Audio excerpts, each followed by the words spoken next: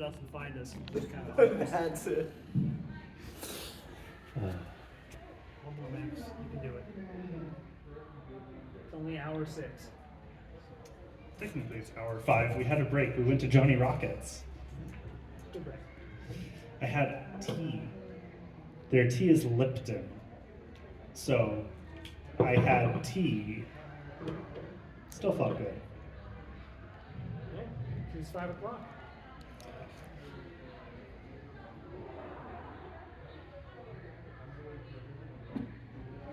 Hello, everybody.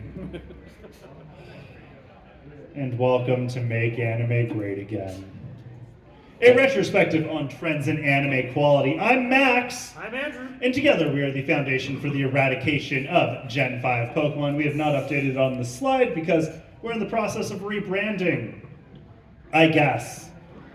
All of our socials are the same. Please just follow us on various social medias. Whatever, I don't give a shit. So, you're all here because you like anime, I assume, right? No, I mean, I know you don't. You're just here because you like to, you're for Cthulhu's. Did you get Cthulhu for president this year? I'm just waiting for the poker tournaments to start. Oh, that's fair. That's fair. I mean, I was surprised you showed up, Andre. We appreciate it. We love you. You all like anime, and you're probably under some common misconceptions about anime, like the fact that it's not actually from Japan. Anime originated in America. Now I know what you're saying, Max. The first anime was Astro Boy, and you're wrong. So Osamu Tezuka, the creator of Astro Boy, is well known for being a huge fan of the Scrooge McDuck comics by Carl Barks, and actually attributes a lot of his creative process to those comics.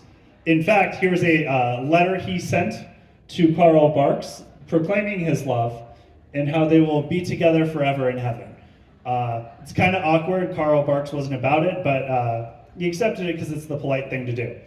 So because of that, it means that Astro Boy exists in the same Marvel Cinematic Universe as Scrooge McDuck.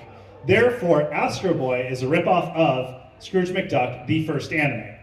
And you're gonna respond, those were comics, Max, not a serialized animated show like Astro Boy.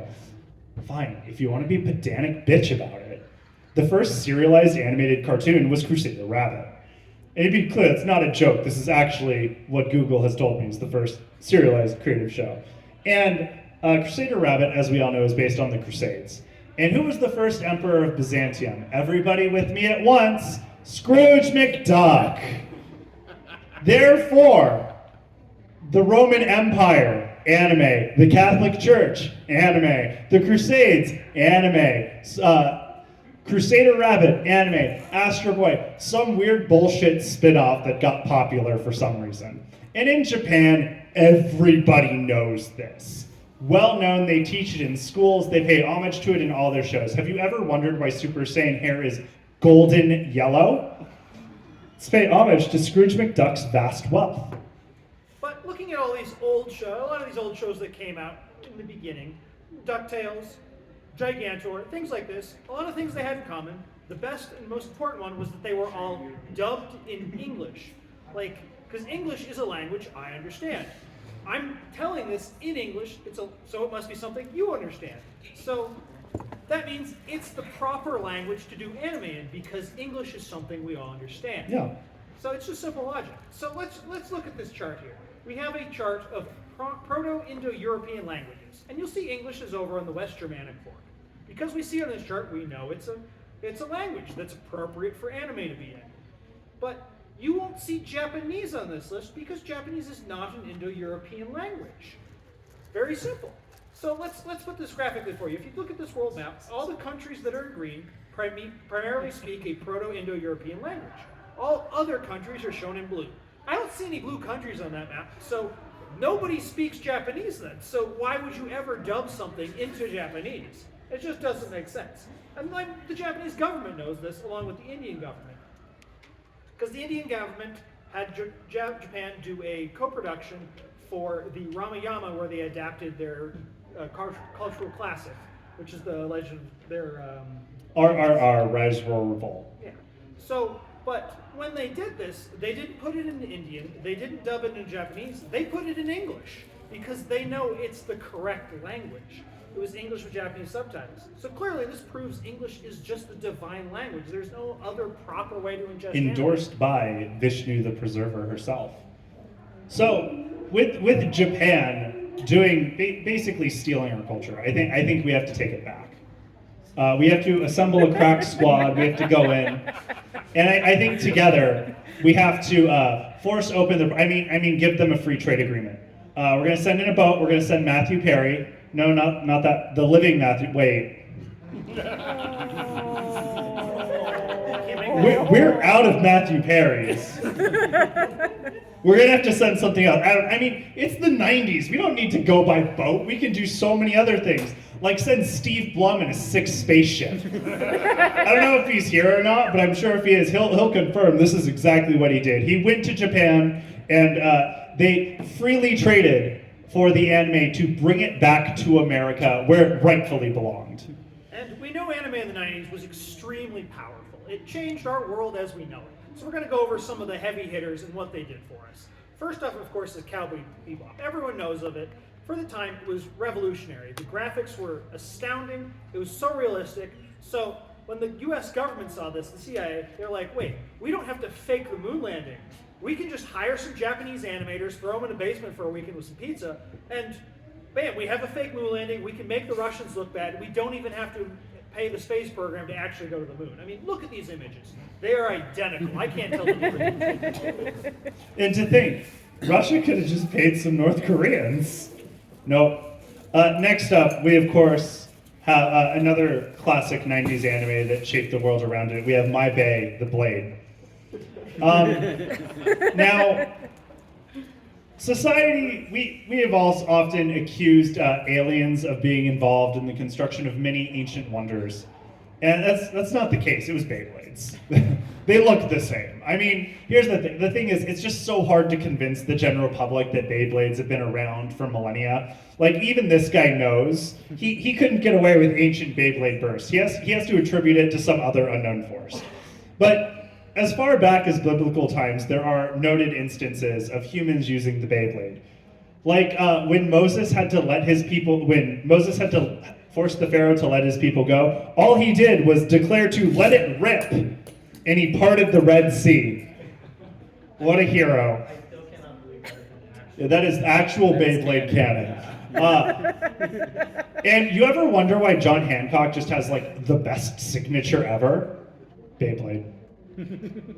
Not only that, they invented the concept of sports. Did you ever wonder why coliseums were round? It wasn't so like the Lions could chase the Christians around and get a better exercise in the process, which also ESPN bring that back. No, it's so the Beyblades could chase the Christians around and get a better exercise. And there's so many other great 90s classics that we can't even go over because we don't have time, which is probably a lie because we're doing this very quickly. From Zoid's Chaotic Century, to Zoid's New Century, to Zoid's Trigun Century, to the blatant Sesame Street ripoff, Zoid's Pokemon Century, and the most gruesome anime ever constructed, Zoid's Hamtaro Century. Zoid's Hamtaro Century ran so Elfin Lied could crawl. But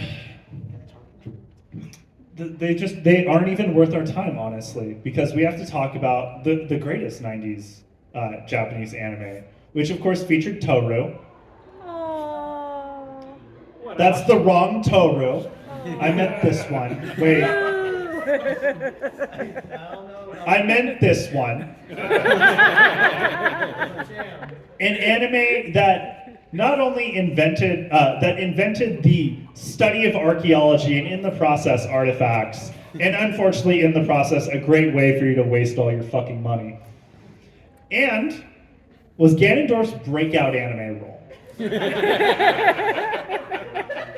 That man is a regular Christian Bale. The fact that he lost that much weight to do that role, then went on to do fucking Ocarina of Time, impressive. We are, of course, talking about Jackie Chan adventures. The wholesome story of noted Japanese martial artist Jackie Chan and his world-traveling adventures where he, fights dragons and does other cool shit, I guess. And we can talk about it, can't we? We're good, we're good. I mean, there are a lot of cease and desist letters still, but that's not my problem. We are officially announcing, we are starting a Kickstarter to bring back Jackie Chan Adventures. We are in partnership with Crunchyroll. It's funny, I think they think this is a real page. We are in a partnership with Crunchyroll. I know they keep telling us that we're not, but that's their problem. And I know we're asking for a lot, $100 million for the trailer of the pilot. But not only is Tom Hanks going to voice Jackie Chan, but he's going to draw the entire trailer by hand in crayon. Because if you're good at one form of art, you're good at all of them. That's just how art works. Now, I know what you're saying, Max. Crunchyroll has been distributing these cease and desist letters everywhere at this convention. And I just gotta say, I don't give a shit. We're doing it. They're gonna pay. They promised me. So with how powerful all these Don't ask for proof. with how powerful all these 90s anime, we're gonna kind of go into what made some of them such heavy hitters. And first off, of course, is realistic body proportion. Really giving you a goal to work towards, something that you can achieve. That it's not just in your wildest dreams. You too can be ripped with like a 16-pack. And then next is, of course, fantastic morals for the kids. They would always end with some very wise wisdom for the kids, so you could take away something. It wasn't just entertainment. Though Cookie Monster pushed a little hard in the cookie propaganda, so we're not going to pay attention. They fixed it. He started shilling for Big Vegetable. Okay, good. And then, of course, And it's not good, but clearly, violence is always the answer, because back in the day, if your problem wasn't solved by punching it, well, you just need to power up and punch it some more. I mean, that was the solution. And then, of course, all of these anime had in common, they put Jackie Chan in everything. We had him in Dragon Ball, we had him in Sailor Moon, and then we had him in Street Fighter. This is great. Now, obviously something happened between these halcyon days we were discussing and now. And together we need to figure that out. So Andrew and I, we did some deep dive. We did some real journalism that definitely wasn't reading Wikipedia articles. And we interviewed like one person. But we've done a lot of research, and I think we've pinpointed several failings of modern anime and how it's betrayed its classic roots. And with that, we're going to start with characters. So character designs in the 90s were pretty good for the male characters. They had fucking drip, man. Naruto, I mean, those goggles are pretty good. So good he had to stop drawing them after like one chapter because it was so much work. Tuxedo Mask here, clearly dressed for a musical. He knows what's up. And then we have Yusuke Urameshi in like a flannel with a sweater and jacket over it. This man, he knows how to wear layers. I wish I knew how to wear layers. I went to Colorado and I was so fucking confused. I was like, how's it cold and then warm? What's going on? And it was great. It was good. I could tell these three people apart, even if Tuxedo Mask and Yusuke, look a little the same. That's not really true anymore. Honestly, if you told me that this was just the same character 9 times, I would believe you. And then we have female character designs. And back in the 90s, there were 2 things that made female character design. It was blue hair and it was pink clothes. Legs were a bit long, but proportions were like vaguely realistic. And then they had to consult an outside source, and he wanted to make 2 changes to those things.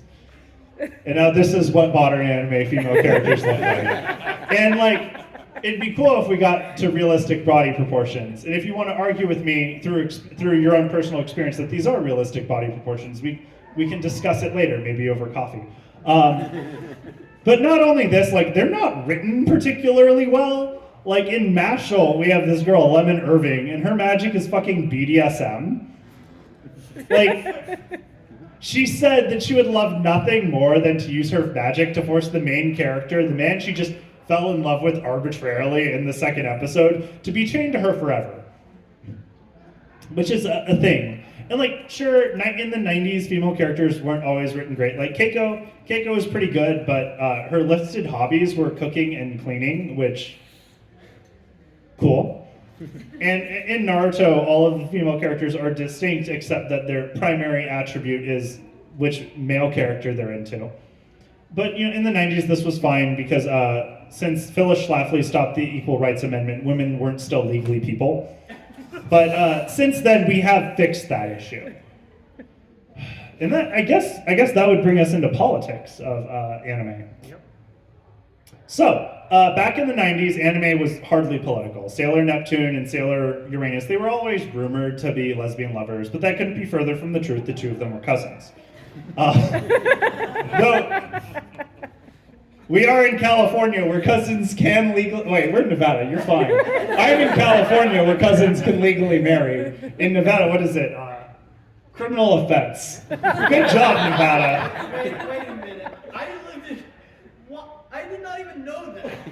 I honestly, that's for the better. I'd be concerned for your cousins if you knew that. Everyone, what the Why would you want to know this?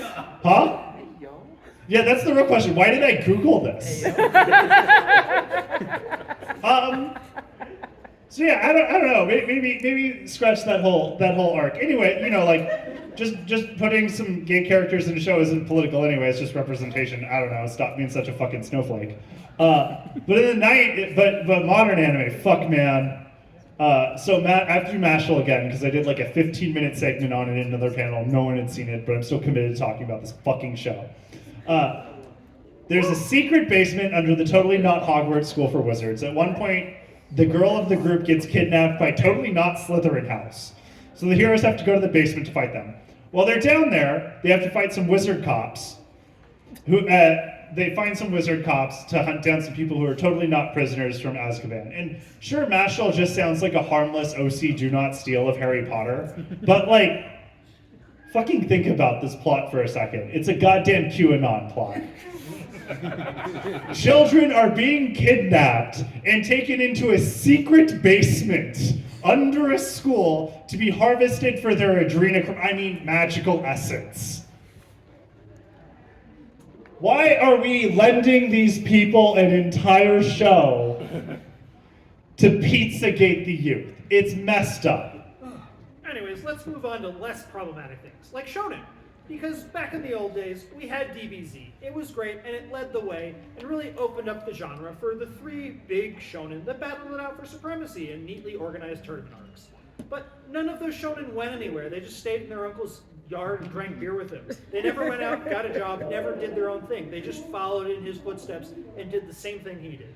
And then they had a bunch of other issues pop up that weren't just localized to shonen. So the first off is their release schedule. Back in the day, when I started watching anime, you would get an episode a week, and that would go on forever. I could plan my life around that. I knew that no matter what was going to happen, there was going to be an episode for me on Friday night, and I would never schedule anything over that. And nowadays, it's just so inconsistent. Like, a modern anime does this whole season thing, where I get, like, an episode a week for, like, 2 months, and then I have to wait 3 years for the next episode. It just blue balls me into thinking I'm having a good time. Or there's other anime that make you wait 10 years for the next episode, which is crazy talk. After 10 years, your fan base is dead. Nobody knows what the anime is anymore. And then you sit down to watch the episode after the 3-year hiatus, and you find out, like, this dude's there. You're like, who the fuck's that? Turns out, in that 3 years, they did a whole made-for-TV movie that, like, introduced an economy into the show and brought us that new character. I don't know about you, but when I was a fucking kid, whenever they gave us like a special movie of a show, it wasn't canon. And I'm not upset about that. Like, Tree of Might was great, it didn't need to be canon. But like, I don't want to have to set up a Google alert to be like, oh, new movie of the show you like dropped, and then wait for the Google alert to tell me, oh, it's canon, or tell me, oh, don't worry, it's just the One Drag priority finale, you're fine. And then we get reboots. So Steins Gate, Inuyasha, Bleach, they all have something in common, unless of course they got the reboot treatment. And I don't know why you like. So Steins Gate 0 just absolutely ruined the whole character arc of the first Steins Gate and justified it by upping the cup size of all the female characters. is I was just like, why did you do this? Keep them the same. It's weird. We got a new Inuyasha, at least I think we did. Honestly, at this point, I forgot if it existed. I haven't heard anything about it. I assume it's a memory hold. And then we got what is the most damning thing for my anime list, proving once and for all it is not a source you should ever consider for anime opinions. When they put Bleach: The 1,000-Year Blood Arc as #1 on their list, it's fucking Bleach. It doesn't deserve to be there.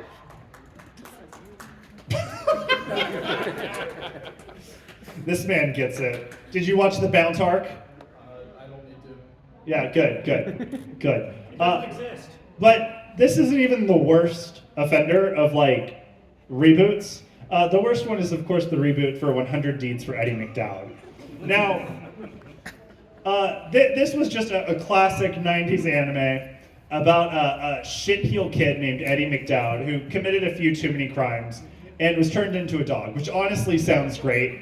I would go do petty vandalism if it made me a dog. Dogs have it easy, man. And in order for him to turn back into a human, which why would you do that? You're a dog. Your life is perfect. He has to do 100 good deeds. The problem is he only did 40 and then the show got canceled. So Eddie McDowd is just chilling around, just hanging out, going, I don't know what I'm gonna do. And Japan thought, that's an interesting concept for a show. We could take this man who became a dog, who was kind of a shit, and wants to be human again someday, and we could reboot it. Wait, no, I think I know where this is going. Yeah, of course, it's 100 Thirsts for Eddie McDowd. And I don't know why you wanted to make a show about a girl who wanted to fuck her dog.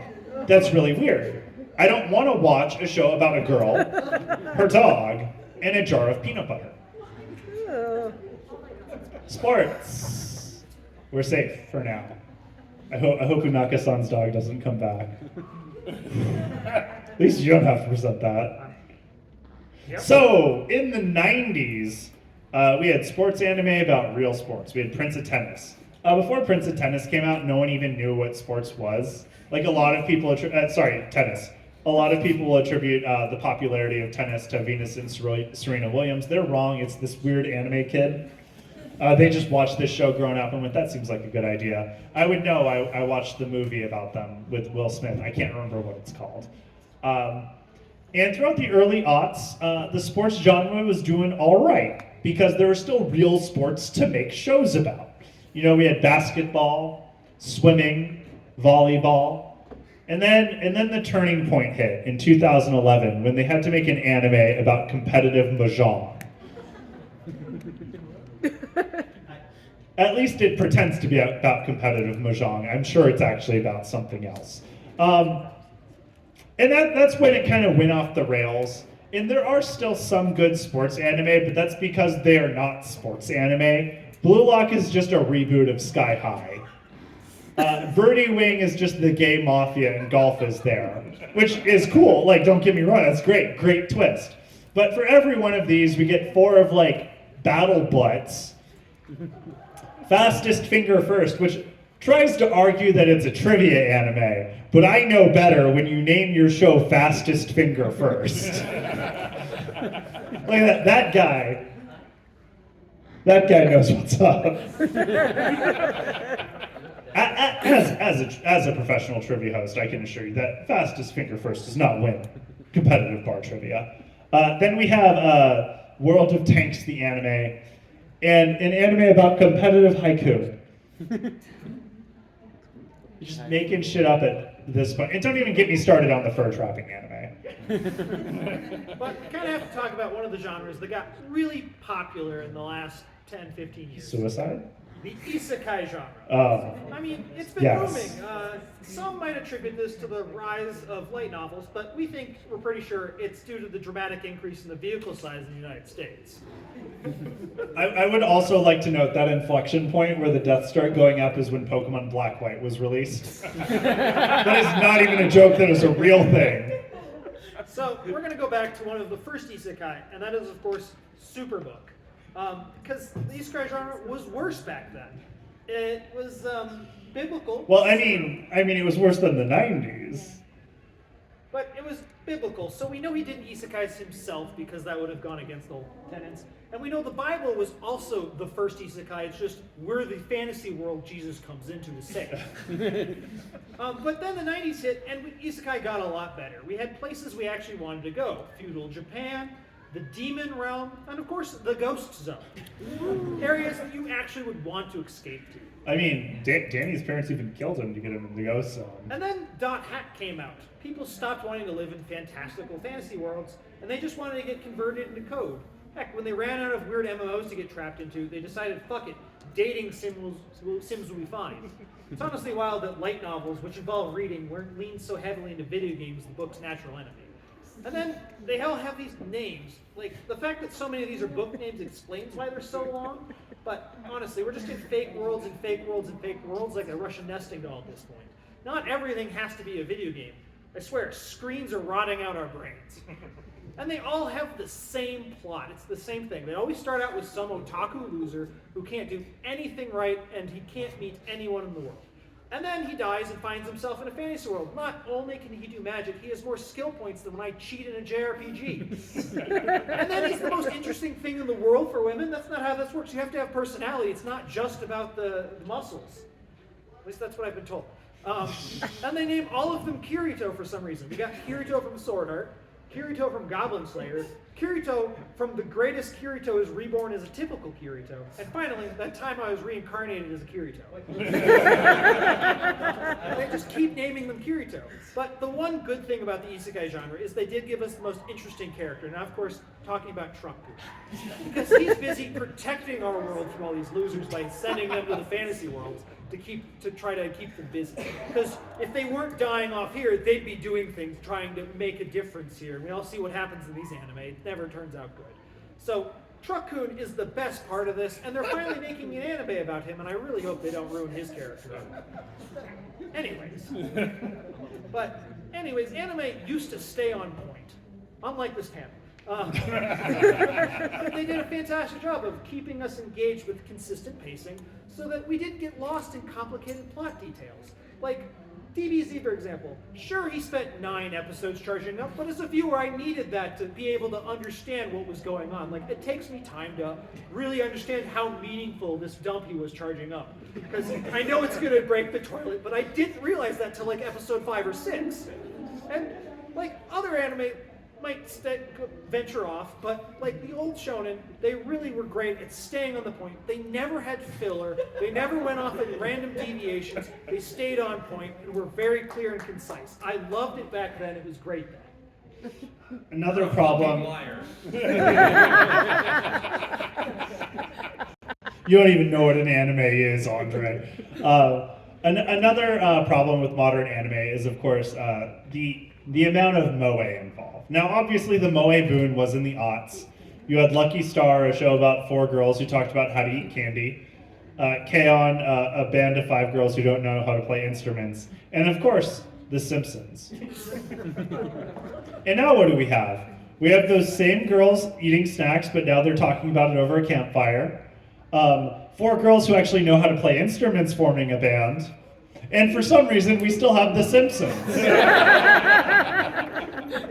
And like, I don't get it. Just, why does moe have to infiltrate every genre we see?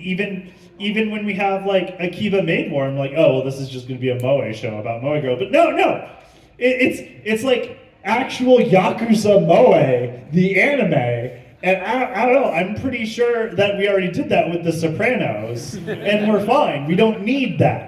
And moe kind of getting into these genres kind of led to a weird inflection point where people started believing this could happen. When people bully you, it's going to be the ugly kid who calls you ugly and pulls your underwear up. It's not going to be the cute girl. That's not going to happen. And if it does, that's abuse, and you should get out of that relationship as fast as possible. The next thing that modern anime doesn't do right is trauma. So back in the 90s, trauma was, like, the trauma that characters went through was much more realistic. I mean, Arnold's parents left him to go, like, take a nap somewhere in Costa Rica. Yusuke's mom, while physically there, was just always drunk and absolutely useless to him. And Shinji, my God, one of the most relatable experiences anyone could go through. When your estranged father contacts you to bring you back home, only for him to be like, well, here's this girl that, might be a clone of your mom. So if you could, be friends, and also I have this robot that has the soul of your mother in it that I need you to pilot to save the world, and your anguish is what powers her. And it's just so fucked up. And now it's really boring. It's just Tanjiro comes home and there's blood on the floor. Like, Jesus Christ, Tanjiro, who hasn't walked in on their mom in a puddle of her own blood on September 27th, 2007? Like, that's just a common thing that happens to people. Yeah, just clean it up, man. It's so easy. This leads into how complicated plots are nowadays. Like, Tanjiro is very complicated, but back in the day, things were very simple. I'm going to use a classic example, Those Who Hunt Elves, where a couple high school kids and their tank are pulled back in time to a fantasy world where they have to go around disrobing female elves to find pieces of the spell tattooed on them to get back home. See, that's very simple. I can understand this. And now we got things like Bocchi and the Rock, which is about music and depression. And like, I can't talk about depression. Like, my therapist doesn't. I don't pay my therapist for that. So, I mean, it just. Well, you pay your therapist to not talk about that. Exactly. So it's not something I can understand. So it's just not something anyone should be able to understand. So, like, things were so much simpler back in the day. It's just been getting worse. I mean, some of the greatest creators of shows of all time they've been slipping. I don't know if you've seen Baccano. It's the second greatest anime of all time. It'd be number one if Jackie Chan were in it. But, you get it. The one guy who knows what we're talking about. Baccano is also my entire retirement savings, because for some reason, the DVD set I have of it is worth $250 now. So that's pretty cool. Great show, easily top 10 anime. Durara, also top 10 anime. Not quite as good as Baccano, but same creator, doing these multiple storylines converging in on one. And he's done so many intricate tales. And then he comes out with a new show, and it's a reverse isekai with the villain. And he went from gun runners on a train fighting a cult, and they're all immortal, to the guy who made 4chan starting a gang war, to vampire. It's so bad. Oh my, the necromancer comes to our world. Jesus Christ, man. All right, but again, back in the day, they did things a lot better. Like bitter rivals. Classic anime, it was very clear who was going to be rivals just by looking at the character designs. Like blue hair, pink hair. They're not going to get along. They're going to fight. We got black hair. We got yellow hair. And then we got the rich kid and the poor people. Like, it's very clear who's going to fight each other. Nowadays, everyone just looks the same. Well, I would say that seventh image, they don't look particularly similar. Yeah, they look very similar to me. I can't read all that. No. But They look identical. yeah, you won't know who hates who until the punches start flying. It's just very, they just ruined it. But then we got to talk about, of course, the mecha genre. Because mecha anime used to be this absolutely horny mindfuck genre. Like Fooly Cooly, Evangelion, Zoids Love Hina Century. Every last one of them was a beast. And then it culminated in Charles Darwin's favorite anime, Gurren Lagann. So what went wrong? I mean, don't get me wrong, mecha anime is still horny. It's still mindfucky, but it's just in a disappointing way. Like, they're just remaking the old shows again and again. Like, the genre never left the 90s. Because it wasn't really the storytelling that changed. It was, of course, the robot designs that changed. Because these are old robot designs. I mean, look. Nice, manly, look at those flames, sharp designs, sharp edges that your opponents cut themselves on when they punch you. Like, it's great, peak robot design. Then we got modern robot designs where you had all these curves, smooth edges. How are you going to defeat someone if they don't cut themselves when they punch you? I mean, look, Gundam really dropped the ball. They had made a horrible mistake with completely changing their robot designs. They just went back to the drawing board to really ruin the original designs. And it wasn't just the cocks that were ruined. In the 90s, we began investing real-world resources in robotic pet dogs. They were basically Furbies that you couldn't cuddle. 30 years later, well, they're cops now, so that wasn't really an improvement. It kind of went downhill. Mecha anime is about fighting the power, not becoming it. Shit together, Boston Dynamics. So, why did this happen? It's for kids. We lost the defender of anime, the one keeping us safe from these degenerates. The one keeping Japan. Back in the day, they'd fix things for us. As we all know, Japan, obsession with lollipops. lollipops aren't good for you. We replaced those with cigarettes. Made it safe, advertiser friendly. They took Pokemon, and you know how it is. We can't sexualize Pokemon like they did in the show. So they replaced the Pokeballs, because Pokeballs are only for good boys and girls. And of course, as we all know, Japan, very, very evangelical Christian country. America, we don't understand that shit. So they replaced all instances of hell with things like the Shadow Realm or the Home for Infinite Losers, or stuff we could get. And then, of course, there's the American re-release of E.T., where they replaced all of the guns with walkie-talkies. You know how gun-crazed Japan is. In America, we don't want our kids learning about guns from movies. We want them learning about guns in our schools. There used to be this pantheon of shows that we could all agree that everyone's seen. And if you didn't see these shows, you were a fake fan. Of which one? Only 6? I mean, that's honestly pretty good. We had good gatekeepers protecting us, but then the internet flourished, and suddenly anyone could go online and get a virus. Hey, what's this show come for? I don't know, man, but let's download it. 4Kids doesn't want me to see it, must be good. We went from like 8 shows a year to 53 a season. And who has time to watch all that shit? I don't know, this guy maybe. He has a lot of screens. I just need someone to tell me what to watch. And the only one who's doing that is the dubbing companies. They're telling me what shows are worth bringing into English for my delicate American ears to hear. So what shows here are worth bringing in? Is it in English? Rising of Shield Hero, did that get a dub? Yes. Rascal Does Not Dream of Bunny Girl Senpai, did that get a dub? No, probably Degenerate. With a name like that, it couldn't be any good. Rent a Girlfriend, did that get a dub? Yep. Banger Show, greatest love story ever told. Tatami Galaxy, did that get a dub? No, I guess I won't even watch The Night is Short Walk On Girl, because why do that? And then Zom 100, did that get a dub? It actually did, but after I made this slide, so yeah, it's dubbed. Oh, that's actually cool. So I guess we know what to watch. It's solved. It's solved. Is it solved, Andrew? No, it's not solved. It's just left us with a hollow feeling of disappointment. They don't do a good enough job of really telling us what's good to watch because just everything's out there. So honestly, we need to take it upon ourselves to just fix anime as a whole. But how do we do that, Max? I think before we think about fixing the anime industry, we have to ask, how do we fix ourselves? First things first, take a shower. This is an in-person con. I can smell you. This isn't the pandemic anymore. You're not at home behind your monitor. Please use extra deodorant. It's very important.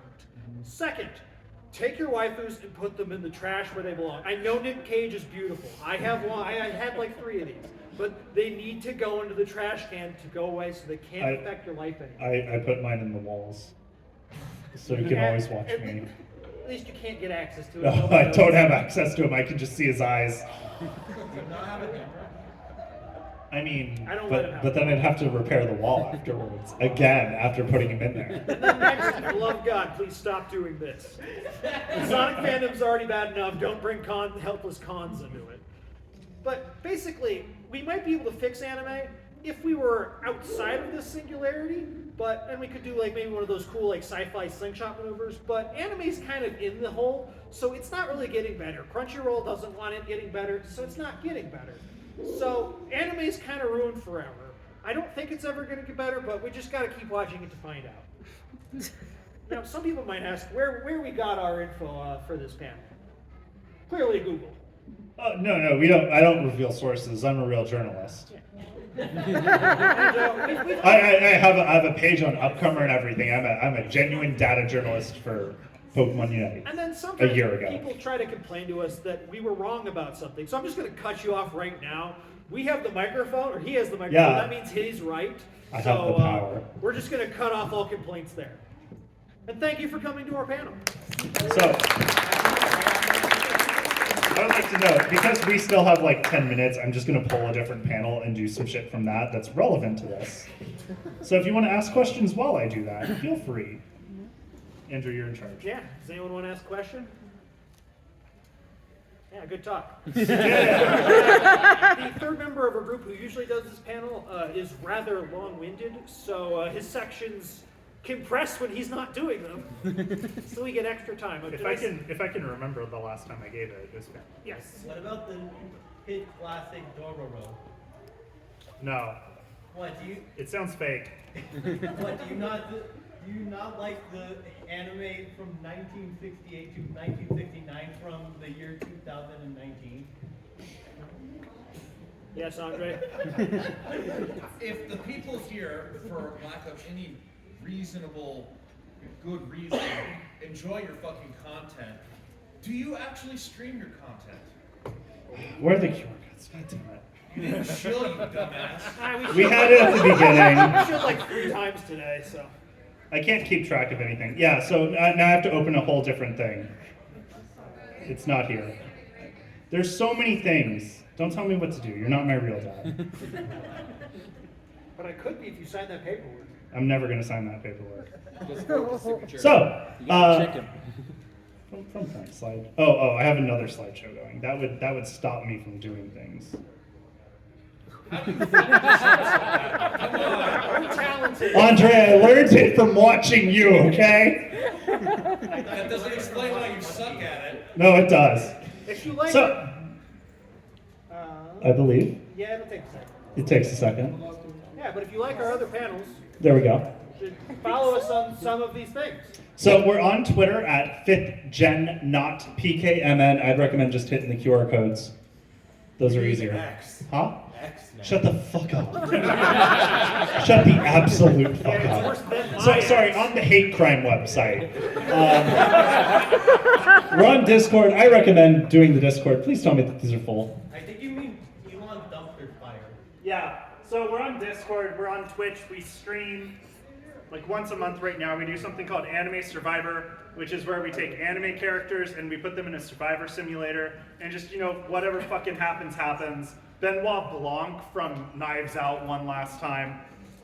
Henry Kissinger has won a season, so, it's, my credibility's fucked. We promise we do put actual anime characters in there sometimes. Yeah. But only sometimes. Kaguya's won like 5 seasons.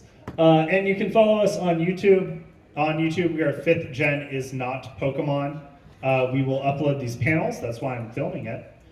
So if you want to watch them again or see other panels, because we have like 10, you can do that. So with the shilling, because no one's doing anything. You're dead to me. We can give you more shitty content. I'm going to explain to you the greatest love story ever told. That seems very Shinji in the coma? Huh? No.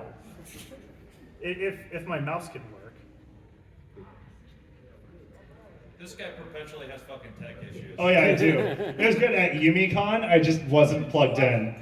So we're just gonna skip a lot of shit real quick. Okay, here we go. So I'm going to explain to you the greatest love story ever told. Are you ready for this? Okay. So Ranma One Half. I don't know if you're familiar with this show, but yeah, good. Okay, so just to clear it up for those of you who don't know, both of these are the same person. Ranma fell in a well, and now when exposed to cold water turns into a girl, which is honestly the easiest way to transition, and I wish we could get that for everybody, so that if you wanted that available, it would be there. But it's not, it's a magical thing, which kind of sucks. I'm going to specify that they are different people. I need to be very clear, that they're the same person. I need to be very clear. Most characters in this show think they're different people. This is Akane. Just like Akane's dad and Ranma's dad are both friends. And just like any friendship between two men, they've decided that the best thing to do is absolutely ruin the lives of their children. So Akane and Ranma are agreed to be married, which doesn't go too well. Akane thinks Ranma's kind of a sexist pig, and Ranma wears a rat tail and a wife beater, so that's what he is. Akane, however, does know that boy Ranma and girl Ranma are different characters. This is Tatewaki Kuno. Same character. Sorry, that same fucking... I'm going to do that so many times, because it's so hard to get right. Same character. This is Tatewaki Kuno. He's super into Akane, but then girl Ranma showed up, and I mean, she's so cute. She's so cute.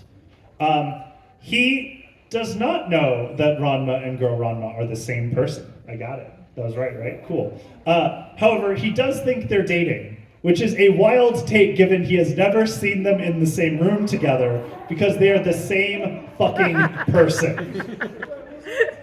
So he wants to kill boy Ranma because I guess in 1980s Japanese middle school, if you kill the love interest of the girl you're into, she's fated to marry you.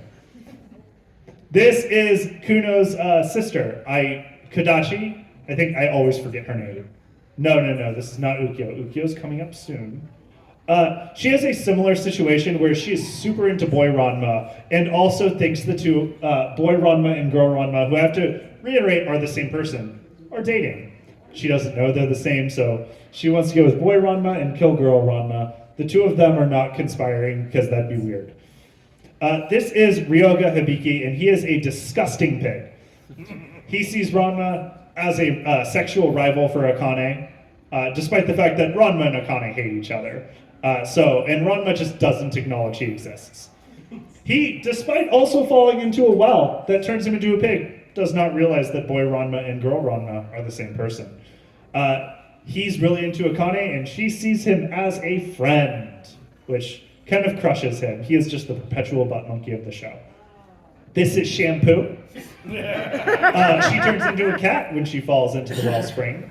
And she really likes boy Ranma and really hates girl Ranma because she has this very real Amazonian tradition wherein you have to marry the first man who defeats you in combat and you have to kill any woman who defeats you in combat.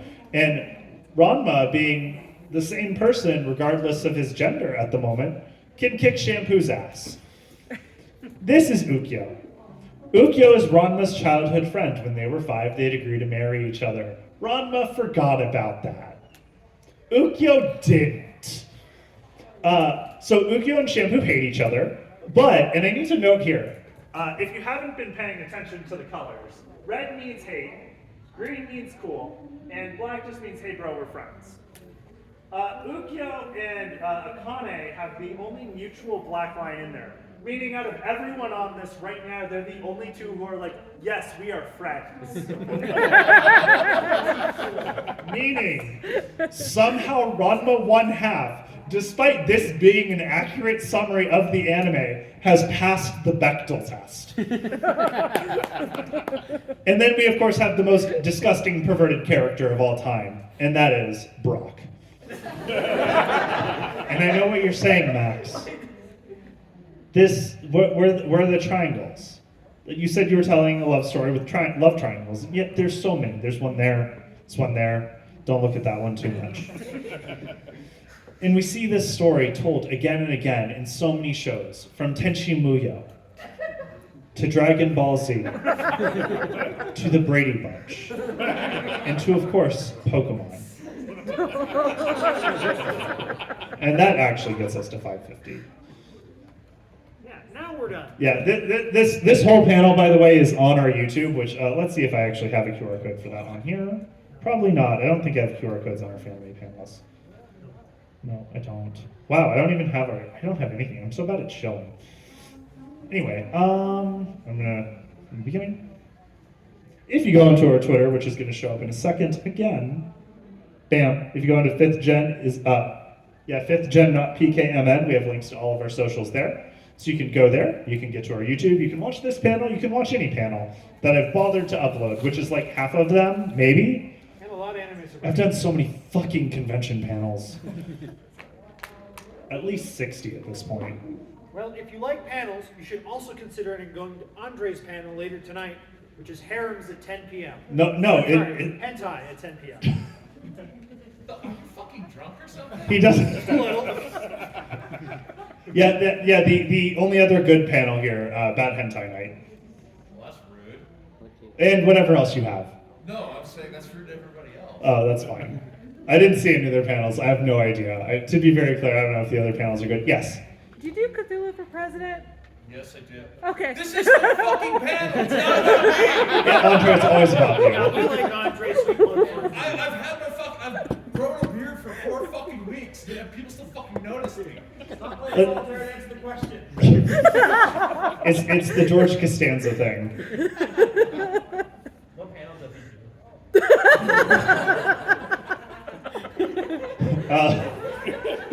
do? Introduction to VTubing 101. Right? What? Intro to VTubing 101, that's your panel. No, I did intro to sumo and 3 people showed up, including this gentleman here. To be fair, when I did, Justice. I actually remember his fucking name. you're a hero. His name is Justice. Like, what the fuck? good name. That's pretty dope. When I did Settling for Catan here, only 3 people showed up. So we just had 3 people sitting in the audience who knew nothing about board games. And I'm giving a panel about how the mechanics in Catan are shit. And they're like, I don't know anything he's talking about. That's when you bust out the game and you play and you go, see, this is why it's bad. Yeah, I could. Any game I can win is not bad. What's a Catan? Ask a 1995 German. Honestly, you're probably better off not knowing. I'm more of a terraforming Mars man myself. So you're fucking Elon Musk now? Yeah, He's not doing I'm not going to talk about that game. He's Elon Musk. Learn him. I can't be Elon Musk. I haven't said any slurs today. There's still time. But you linked your Twitter. Yeah, I did. Yeah. You mean X. It's not fucking X. We're not calling it that. Okay, wait. So you're accusing me of being Elon Musk, and that fucking dude is correcting it as X every time.